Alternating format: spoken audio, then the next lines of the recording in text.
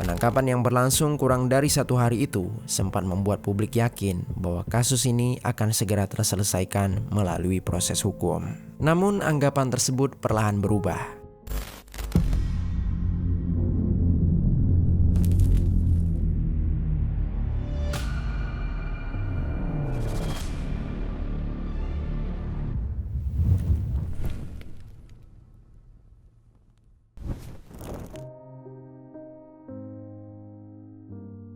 Halo pendengar kisah, selamat datang kembali di channel ini, tempat di mana kita akan membahas kisah-kisah kriminal nyata yang terjadi di seluruh dunia. Aku doakan semoga kalian semua yang sedang menonton video ini dalam keadaan sehat walafiat dan dijauhkan dari mara bahaya. Pada jam dini hari tanggal 5 Mei 2026, seorang siswi SMA berusia 17 tahun berjalan pulang setelah belajar hingga larut malam di kota Gwangju, Korea Selatan. Beberapa jam kemudian dia pun ditemukan menjadi korban aksi pembunuhan. Polisi bergerak cepat dan berhasil menangkap pelaku. Saat itu semua orang mengira kasus ini telah selesai. Namun semakin jauh penyelidikan dilakukan, semakin jelas bahwa kasus ini bukan hanya tentang seorang pembunuh. Di baliknya, muncul dugaan bahwa ada pihak yang berusaha menghilangkan barang bukti dan menghambat jalannya penyelidikan. 15분간 미행을 했고요. 피해자 뒤로 다가가서 목을 잡아채서 Bagaimana sebuah kasus pengeksekusian terhadap seorang siswi SMA akhirnya berubah menjadi salah satu skandal kepolisian yang paling menyita perhatian publik di Korea Selatan baru-baru ini. Mari kita bahas kisah di baliknya. Lee Chae-won, seorang siswi SMA yang tinggal bersama keluarganya di kota Gwangju, Korea Selatan. Dia lahir sekitar tahun 2008 atau 2009. Bagi keluarga, guru, dan teman-temannya, Chae-won dikenal sebagai remaja yang ramah, sopan, dan memiliki kepedulian tinggi terhadap orang-orang di sekitar. Sejak kecil, Chae-won bukanlah tipe anak yang senang menjadi pusat perhatian. Dia lebih sering menunjukkan kepedulian melalui tindakan-tindakan sederhana. Di sekolah, dia memiliki hubungan yang baik dengan teman-teman. Sementara para guru mengenalnya sebagai murid yang disiplin, bertanggung jawab, dan memiliki semangat belajar yang cukup tinggi. Di usianya yang masih 17 tahun, Chae-won telah memiliki gambaran yang jelas mengenai masa depan yang ingin dia raih. Dia bercita-cita menjadi seorang tenaga medis darurat atau emergency medical technician, sebuah profesi yang bertugas memberikan pertolongan pertama dalam situasi yang darurat. Selain itu, dia juga memiliki keinginan untuk menjadi seorang perawat. Apapun profesi yang nanti dia pilih, satu tujuan yang selalu dia pegang, yaitu dapat membantu dan menyelamatkan banyak orang. Impian itu tidak pernah berhenti sebagai angan-angan saja. Chae-won berusaha mempersiapkan dirinya sejak dini dengan belajar sungguh-sungguh dan terus meningkatkan prestasinya di sekolah. Demi mewujudkan cita-citanya, dia terbiasa menghabiskan waktu lebih lama untuk belajar dibandingkan sebagian besar teman sebayanya. Kebiasaan tersebut bukanlah sesuatu yang asing di Korea Selatan. Persaingan akademi yang sangat ketat membuat banyak pelajar mengikuti kelas tambahan atau belajar hingga larut malam demi memperoleh nilai terbaik dan bisa diterima di universitas impian mereka. Chae-won pun menjalani rutinitas itu hampir setiap hari. Di balik kesibukannya belajar, Chae-won juga dikenal sebagai anak yang sangat memikirkan kedua orang tuanya. Dia memahami bahwa membesarkan dan menyekolahkan seorang anak membutuhkan pengorbanan yang tidak sedikit. Karena itulah, dia terbiasa hidup sederhana dan berusaha menghemat pengeluaran sebisa mungkin. Salah satu kebiasaan yang paling diingat oleh keluarganya, Chae-won ini seringkali memilih berjalan kaki ketika hendak pergi ke suatu tempat, selama jarak yang dia tempuh masih sanggup dia lalui. Hal itu bukanlah karena terpaksa, melainkan karena dia ingin mengurangi pengeluaran yang menurutnya masih bisa dihemat. Baginya, setiap pengeluaran yang berhasil dihemat merupakan bentuk rasa sayang kepada orang tua yang telah bekerja keras membesarkannya. Menurut orang-orang yang ada di sekelilingnya, Lee Chang-won ini adalah sosok remaja yang memiliki masa depan yang cerah. Hari-harinya diisi dengan sekolah, belajar, dan mengejar cita-cita yang telah lama dia impikan. Namun, tidak ada yang menyangka bahwa rutinitas sederhana itu akan segera berakhir. Pada pukul 2:05 dini hari, tanggal 5 Mei 2026, Lee Chae-won mengakhiri sesi belajarnya di sebuah ruang belajar yang biasa digunakan para siswa untuk mempersiapkan ujian. Setelah membereskan buku-bukunya, siswi berusia 17 tahun itu bersiap untuk pulang. Di Korea Selatan, belajar hingga larut malam merupakan hal yang lumrah. Persaingan akademik yang sangat ketat membuat banyak pelajar rela menghabiskan waktu berjam-jam di ruang belajar yang disediakan oleh sekolah demi memperoleh hasil yang terbaik. Malam itu, Chaewon menjalani rutinitas yang sama seperti biasanya. Beberapa menit kemudian, saat melangkah keluar, suasana di sekitaran sekolah sudah sepi. Sebenarnya Chaewon bisa saja pulang menggunakan taksi. Namun seperti yang sering dia lakukan, Chaewon memilih berjalan kaki karena merasa jarak antara rumah dan sekolahnya masih cukup dekat. Ketika melintasi kawasan pejalan kaki di pintu masuk kolam renang kota yang berada di Universitas Nambu, Chaewon sempat merasa ada seseorang yang terus memperhatikannya dari kejauhan. Meski sempat diliputi rasa tidak nyaman, dia memilih mempercepat langkah dengan harapan segera tiba di rumah. Namun sekitar pukul 2:10 dini hari, harapan itu tiba-tiba sirna. Seorang pria yang bernama Jan Yoongi tiba-tiba menyergap Chaewon dari arah belakang. Leher Chaewon dicekik sementara tubuhnya diseret menuju kursi belakang sebuah mobil yang sejak awal telah dipersiapkan pelaku dengan pintu yang sengaja dibiarkan tidak terkunci. Chaewon tidak tinggal diam, dia berusaha melawan sekuat tenaga sambil berteriak meminta pertolongan. Teriakan itu membuat Jang Yugi seketika panik karena khawatir aksinya tersebut diketahui oleh orang lain. Dalam kepanikan itu, tiba-tiba saja Jang Yugi mengeluarkan sebuah pisau dapur yang telah dibawanya. Lalu seketika, tanpa ragu dia langsung menikam Chaewon secara berulang kali. Jeritan Chaewon didengar oleh seorang siswa SMA laki-laki berusia 17 tahun juga yang kebetulan juga melintasi lokasi tersebut. Tanpa ragu, remaja itu berusaha menolong korban. Namun keberaniannya justru membuat dia menjadi sasaran berikutnya. Jang Yugi juga menyerangnya dengan pisau hingga membuat dirinya mengalami luka tusuk yang serius. Meski terluka parah, siswa tersebut masih berhasil menjauh dari pelaku dan mencari tempat yang lebih aman. Sebelum meninggalkan lokasi, dia sempat melihat Chaewon tergeletak di jalan dalam kondisi bersimbah darah. Namun, tubuh Chaewon di saat itu masih menunjukkan tanda-tanda kehidupan. Dengan tangan yang gemetar menahan rasa sakit, siswa tersebut mencoba menghubungi polisi menggunakan telepon genggamnya. Namun, sebelum panggilan berhasil tersambung, ponsel tersebut tiba-tiba saja mati. Di tengah kepanikan itu, dia hanya bisa berharap ada seseorang yang segera datang memberikan pertolongan kepada Chaewon. Tak lama kemudian, pelaku yang telah kepalang panik langsung melarikan diri dari lokasi. Hampir bersamaan dengan itu, beberapa warga dan pengendara mulai berdatangan setelah mendengar suatu keributan. Salah seorang di antaranya segera menghubungi polisi dan juga pihak medis. Singkat cerita, beberapa menit setelah laporan darurat diterima, kawasan di sekitaran Universitas Nambu yang sebelumnya lengang mendadak dipenuhi kendaraan polisi dan ambulan. Petugas medis bersama aparat kepolisian segera masuk ke lokasi penyerangan untuk mengevakuasi kedua korban. Lee Chaewon ditemukan dalam kondisi sangat kritis akibat mengalami pendarahan dari luka tusuknya. Tim medis berusaha memberikan pertolongan secepat mungkin sebelum membawanya ke IGD rumah sakit terdekat. Sementara itu, siswa SMA yang berusaha menyelamatkan Chaewon juga dilarikan ke rumah sakit setelah mengalami luka tusuk yang cukup serius. Salah satu ototnya dilaporkan mengalami kerusakan akibat serangan tersebut sehingga dia harus menjalani perawatan intensif. Di rumah sakit, para dokter berupaya melakukan segala tindakan yang memungkinkan untuk menyelamatkan nyawa Chaewon. Namun beberapa saat setelah tiba di ruang gawat darurat, siswi berusia 17 tahun yang bercita-cita menjadi tenaga medis itu dinyatakan meninggal dunia. Kabar tersebut mengguncang keluarga, guru, dan orang-orang yang mengenal Chaewon.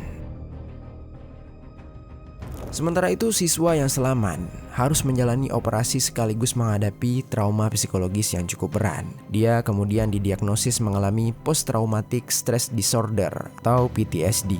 Dalam keterangannya, remaja tersebut mengaku suara teriakan Chaewon pada malam itu terus menghantuinya. Dia sering terbangun karena mimpi buruk, mengalami kecemasan berlebihan, dan kesulitan melupakan kejadian yang disaksikannya secara langsung. Meski demikian, kesaksian tersebutlah yang menjadi salah satu bagian penting dalam membantu penyidik menyusun kembali kronologi penyerangan.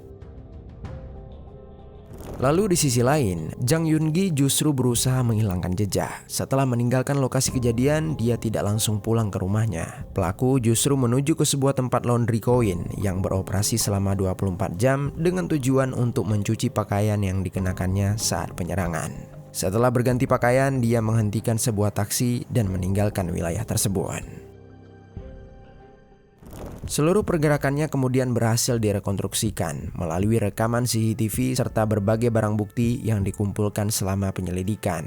Sekitar 11 jam setelah penyerangan, polisi akhirnya berhasil menangkap Jang Yoo-gi ketika dia tiba-tiba kembali ke kediamannya untuk mengambil sebuah paket yang dikirim ke alamat rumahnya. Penangkapan yang berlangsung kurang dari 1 hari itu sempat membuat publik yakin bahwa kasus ini akan segera terselesaikan melalui proses hukum. Namun anggapan tersebut perlahan berubah. Seiring penyelidikan berlangsung, perhatian masyarakat mulai tertuju pada fakta bahwa ayah Jang Yoon-gi merupakan seorang perwira polisi aktif berpangkat inspektur yang telah lama bertugas di wilayah Gwangju.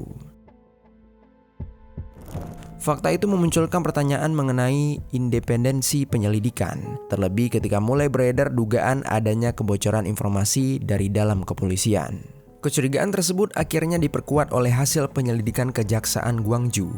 Seorang penyidik diduga memberikan informasi kepada ayah pelaku mengenai perkembangan perkara, termasuk jadwal penggeledahan apartemen milik Jang Yoon-gi.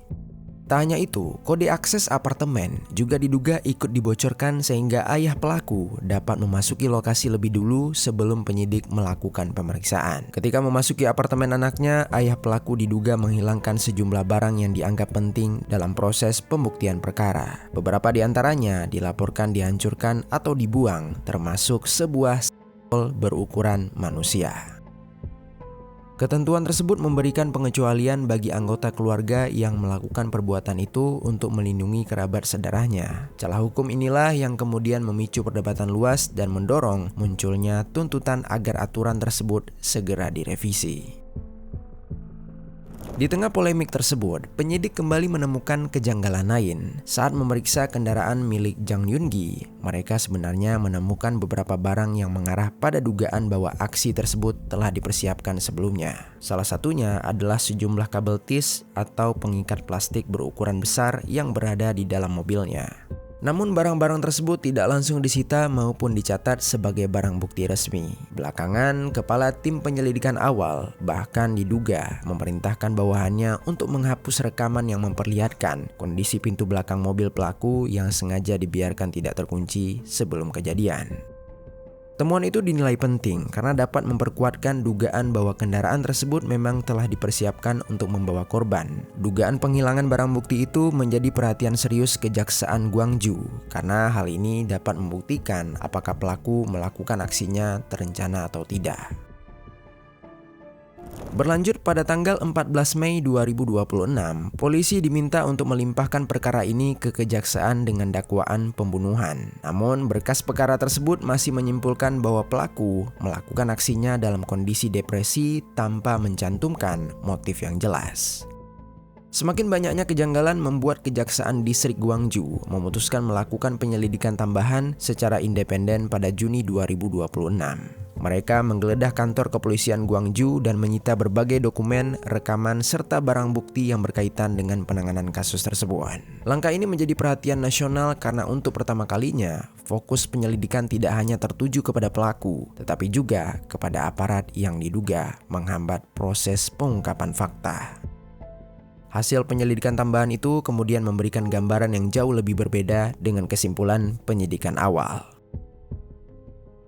Kemudian, melalui proses forensik digital, kejaksaan berhasil memulihkan data dari ponsel milik pelaku yang sebelumnya sempat dihapus, termasuk data dari sistem perekam kendaraan atau black box. Data tersebut kemudian dipadukan dengan rekaman CCTV hasil pemeriksaan lokasi dan juga bukti-bukti lainnya. Dari rangkaian bukti itulah penyidik menyimpulkan kalau Jang Yoon-gi telah mengikuti Chaewon selama sekitar 15 menit sebelum penyerangan terjadi. Dia juga diketahui telah menyiapkan mobilnya terlebih dahulu dan membawa kabel tis sebelum berangkat. Seluruh temuan itu memperlihatkan bahwa aksi yang telah dilakukan oleh pelaku bukanlah suatu aksi yang spontan, melainkan sesuatu yang telah direncanakan jauh sebelum semuanya terjadi. Temuan-temuan baru ini mengubah arah perkara secara keseluruhan. Dakwaan yang semula hanya berfokus pada pembunuhan spontan berkembang menjadi perkara dengan dugaan tindak pidana yang jauh lebih berat. Posisi hukum Jang Yun-gi semakin sulit untuk dipertahankan. Pada tanggal 6 Juli 2026, Kepala Tim Penyelidikan Awal ditangkap atas dugaan penghancuran barang bukti dan penyalahgunaan wewenang. Sehari kemudian di tanggal 7 Juli 2026, ayah pelaku dijatuhi sanksi internal berupa pemberhentian dari jabatannya sebagai perwira kepolisian.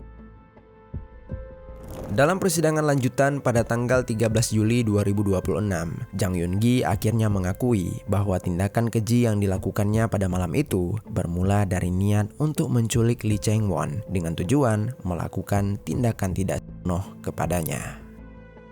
Pengakuan tersebut sejalan dengan rangkaian bukti yang sebelumnya berhasil dikumpulkan oleh Kejaksaan Gwangju.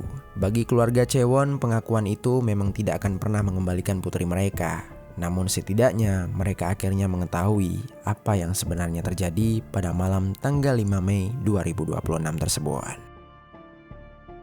Penyelidikan yang terus berlanjut kemudian mengungkap fakta lain yang tidak kalah mengejutkan. Berdasarkan analisis data digital, rekaman CCTV, serta bukti-bukti yang berhasil dipulihkan, penyidik meyakini bahwa Chaewon bukanlah korban yang dipilih secara kebetulan. Jang Yun-gi diduga telah beberapa kali mengamati rutinitas korban sebelum malam penyerangan, termasuk area di sekitar sekolah dan jalur yang biasa dilaluinya saat pulang belajar.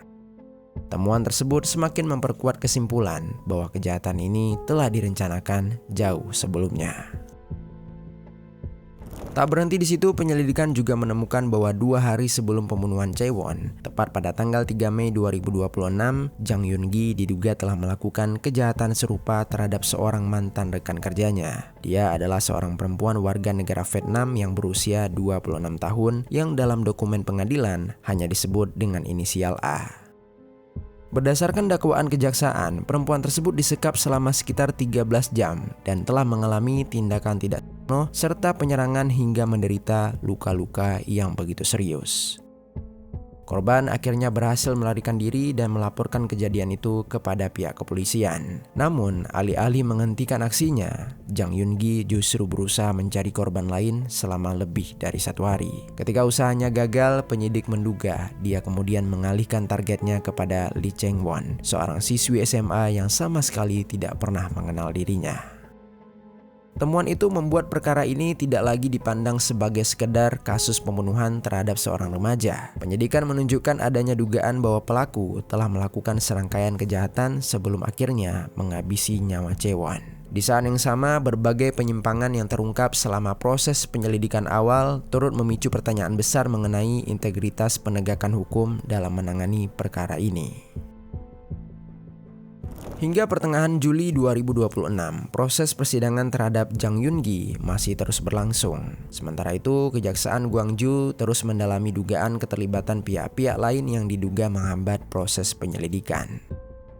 Bagi keluarga Lee Chaewon, harapan mereka kini hanya satu, yaitu agar seluruh fakta diungkap secara jujur di hadapan pengadilan dan setiap orang yang terbukti menghalangi jalannya keadilan dapat dimintai pertanggungjawaban sesuai hukum yang telah berlaku.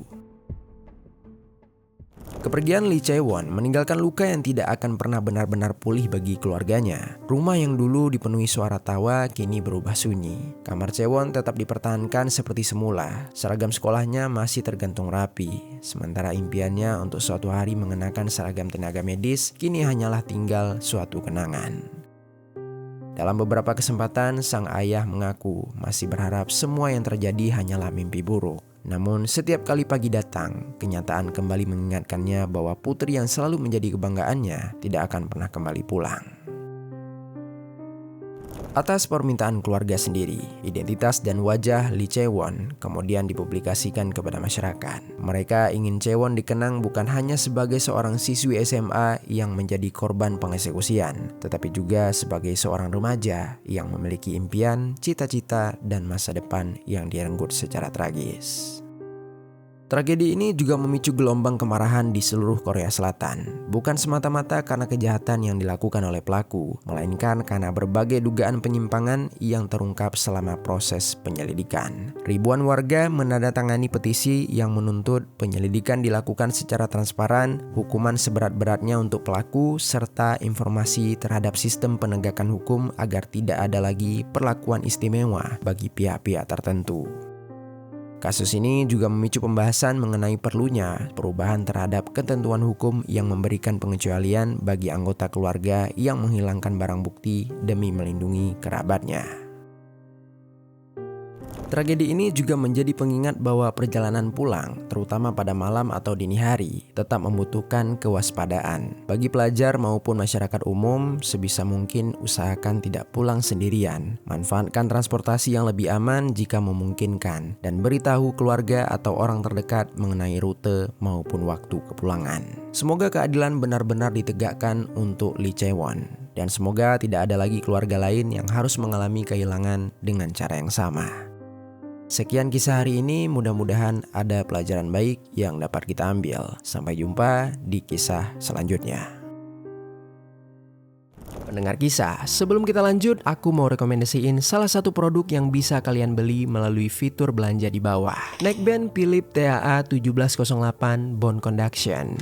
Neckband ini punya build quality yang bagus banget dengan harga yang terjangkau. Desainnya cukup unik, meskipun gak kalian masukin ke dalam lubang telinga, tapi suara yang dihasilkan tetap realistis banget. Karena produk ini udah pakai teknologi Dynamic Audio Energy Allocation Algorithm, yang mana itu ngebuat suaranya kedengaran lebih natural dan juga jernih. Cocok untuk kalian pakai saat olahraga, kerja, dan aktivitas lainnya. Jika tertarik, langsung saja klik link yang ada di bawah.